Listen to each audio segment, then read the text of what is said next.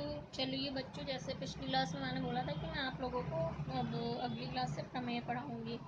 तो वहीं त्रिभुजों की समरूपता की कसौटियों के लिए कसौटियाँ हैं, उसमें 3-4 प्रमेय हैं, तो वही मैं आपको पढ़ाऊँगी। सबसे पहले मैं स्टार्ट करती हूँ प्रमेय 3।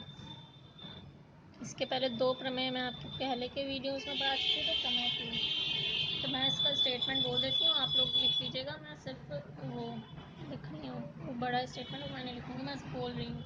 यदि दो त्रिभुजों में संगत कोण बराबर हो, अर्थात दोनों त्रिभुज समान कोणीय हों, तो सिद्ध करो कि ये त्रिभुज परस्पर समरूप होंगे।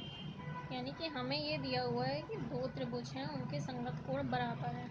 अब हमें सिद्ध करना है कि ये दोनों त्रिभुज समरूप होंगे। ठीक है, तो इसको हम लोग क्या बोलते हैं? इसको संगत कोण बराबर है। कोण है यानी कि कोण क्या होता है? Angle angle angle. संगत कोण, तीनों कोण बराबर है, तो इसको एंगल एंगल एंगल कसौटी भी बोलते हैं। ए कसौटी, ए कसौटी। और इसको ए कसौटी भी बोल सकते हैं। क्यों? क्योंकि किसी त्रिभुज के अगर 2 कोण बराबर होंगे तो तीसरा अपने आप ही बराबर हो जाएगा, क्योंकि तीनों का योग 180 डिग्री होता है। यानी कि ये दोनों पॉइंट इंपॉर्टेंट हैं कि हम इसको ट्रिपल ए कसौटी या डबल ए कसौटी बोलते हैं। हिंदी में इसको कोण कोण कोण और इसको कोण कोण कसौटी बोलेंगे। ठीक है, तो फिर अब हम लोग लिखते हैं, जैसे कि मैंने आप लोगों को पहले बताया था कि प्रमेय कैसे लिखना है, वैसे ही हम लोग अभी लिखेंगे। ज्ञात है, अभी हमें इसमें क्या क्या ज्ञात है। ठीक है, तो ज्ञात क्या है कि हमें 2 त्रिभुज ABC तथा त्रिभुज DEF दिए गए हैं। ठीक है, जिनके संगत कोण बराबर है। इनके संगत कोण बराबर है, यानी कि कोण A और कोण D बराबर है, कोण B और कोण E बराबर है, कोण C और कोण F बराबर है। और हमें सिद्ध क्या करना है? सिद्ध करना है कि दोनों त्रिभुज समरूप होंगे। तो हम यहाँ हेडिंग डाल रहे हैं, सिद्ध करना है। क्या सिद्ध करना है? त्रिभुज समरूप होंगे। अब हमने इसका संकेत आप लोग को पहले ही बता दिया है। अब हम लोग इसके लिए पूरा तो लिखेंगे नहीं कि समरूप सिद्ध करना है। ठीक है, अब ठीक है, चलिए उत्पत्ति पे आते हैं। हम इसको सिद्ध करते हैं ओके। ठीक है, तो सबसे पहले क्या करना है कि हमने कौन कौन से ट्रायंगल लिए हैं? त्रिभुज लिए ABC और DEF। ये देखिए, ये ABC, ये DEF। ठीक है, हमें क्या पता है? हमें सिर्फ कोण बराबर पता हुआ है। संगत कोण बराबर, यानी ये कोण इसके बराबर है, ये कोण इसके बराबर है, ये कोण इस कोण के बराबर है और ये कोण इस कोण के बराबर है। ठीक है, तो अब आगे क्या करना है कि इसके कोण बराबर है। और देखिए, हमें क्या सिद्ध करना है कि समान, कि ये समरूप है। ठीक है,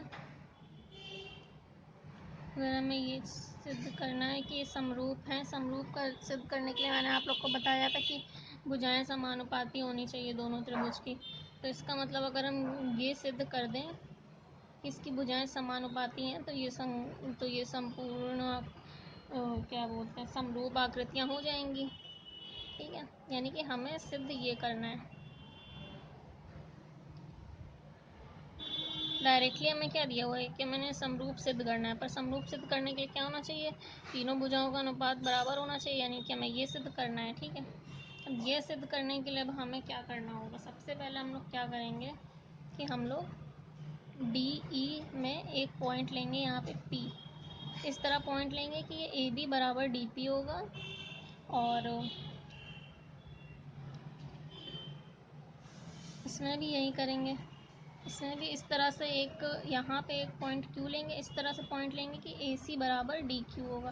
ठीक है, अब इन दोनों रेखाओं को दोनों पॉइंट को जोड़ देंगे, तो ये एक रेखा बन जाएगी PQ। ठीक है, इसको जोड़ दिया। अब हमने किस तरह से रचना की हुई है? हमने रचना इस तरह से की है कि AB बराबर DP है और AC बराबर DQ है। ठीक है, P और Q को हमने मिला दिया। और ये क्या है? कोण A और D पहले से ही बराबर है। कोण A और कोण D पहले से ही बराबर है। अगर आपको कुछ याद आ रहा है कि ये क्या है? ये SAS कसौटी है, सर्व सर्वांग समता की कसौटी है ये, SAS। भुजा कोण भुजा कसौटी है ये, सर्वसम। तो अब हम इसको क्या लिखेंगे? सर्वांग समता के लिए क्या संकेत होते हैं, यानी कि ये दोनों त्रिभुज सर्वांग सम है, तो उसके लिए हमने क्या लिख दिया? ये आपका 9th क्लास में आपको पढ़ाया गया होगा सर्वांग समता। अभी हम आपको समरूपता पढ़ा रहे हैं, सर्वांग समता आपको 9th क्लास में पढ़ा दिया गया था, उसके लिए एक SAS कसौटी पढ़ाई गई होगी। ये सर्वांग सम हो गए, फिर उसके बाद क्या हुआ? जब ये सर्वांग सम हो गए तो फिर कोण B और कोण BP भी बराबर हो गए, और कोण C और कोण Q भी बराबर हो गए। अब जब ये दोनों कोण बराबर हो गए, आपको कोण B और कोण E पहले से ही बराबर दिए हुए हैं, कोण C और कोण F पहले से ही बराबर दिए हो गए हैं। तो अब यहाँ से क्या पता चल गया? B के बराबर ये है, तो कोण P और कोण E बराबर हो गए, कोण Q और कोण F बराबर हो गए। अब इसका मतलब क्या होगा? जब ये दोनों कोण और ये दोनों कोण बराबर हो गए, ये दोनों और ये दोनों कोण बराबर है, इसका मतलब क्या होगा? ये दोनों रेखाएं समांतर हो गई। तो हम इसको लिख देंगे कि PQ पैरेलल है, ये कि समांतर हो गई। अब जब ये रेखाएं समांतर हैं, आपने समांतर रेखाओं का थ्योरम पढ़ा था, सबसे पहला थ्योरम यही था कि अगर दो समांतर रेखाएं एक त्रिभुज में काटती हैं तो ये दोनों समान अनुपात में काटते हैं। पर ये वही हो गया, समानुपाती हो गए, ये समानुपाती हो गए। अब इसके बाद आपको क्या करना है? अब आपने ये तो DP था, आप इसको पूरा DE भी ले सकते हैं, ठीक है? ये आपका उदाहरण 1 की तरह हो रहा है, DP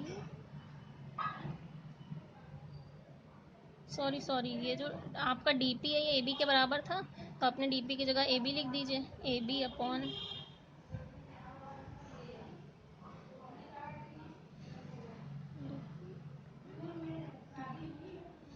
हाँ ये उदाहरण 1 से आया है। ये जो मैंने आपको सबसे पहले उदाहरण 1 कराया था ये उससे आया है। अगर आप में से किसी को समझ में ना आए कि ये लाइन कहाँ से आई, तो फिर आपके उदाहरण 1 से देखिएगा, ठीक है? फिर उसके बाद जो DP है वो AB के बराबर है, तो हमने यहाँ पे AB लिख दिया, यहाँ पे AC लिख दिया, ठीक है? फिर ठीक ऊपर की ही तरह अब हम क्या करेंगे? बाकी के लिए भी हम लोग ऐसे ही निकाल लेंगे। अभी जैसे हमने क्या किया? इसके समांतर रेखा निकाल करके इसके समांतर रेखा खींची और हमने AB अनुपात DE AC का अनुपात DF के साथ निकाला।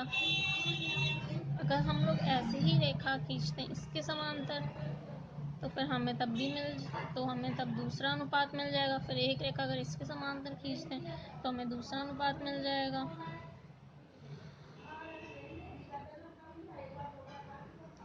तो इसका मतलब क्या हुआ? हमें ये सिद्ध करना था। इसमें से हमारा ये वाला पार्ट तो सिद्ध हो गया, अब हमें ये पार्ट और सिद्ध करना है। ये पार्ट आप अपने आप से सिद्ध करके देखिएगा, हो जाएगा। नहीं तो फिर आप इसी तरह ही लिख सकते हैं, नहीं तो आप अपने उसमें भी लिख सकते हैं, ठीक उपरोक्त की तरह। मैं आपको इसको भेज दूँगी कैसे लिखना है, आपको इसको करने की कोई ज़रूरत नहीं है, क्योंकि ये ऊपर वाले पार्ट की तरह ही होगा, बार बार रिपीट करने की ज़रूरत नहीं होती एग्ज़ाम में। ठीक उपरोक्त की तरह ही आप बाकी दूसरा पार्ट भी ये भी प्रूफ कर देंगे।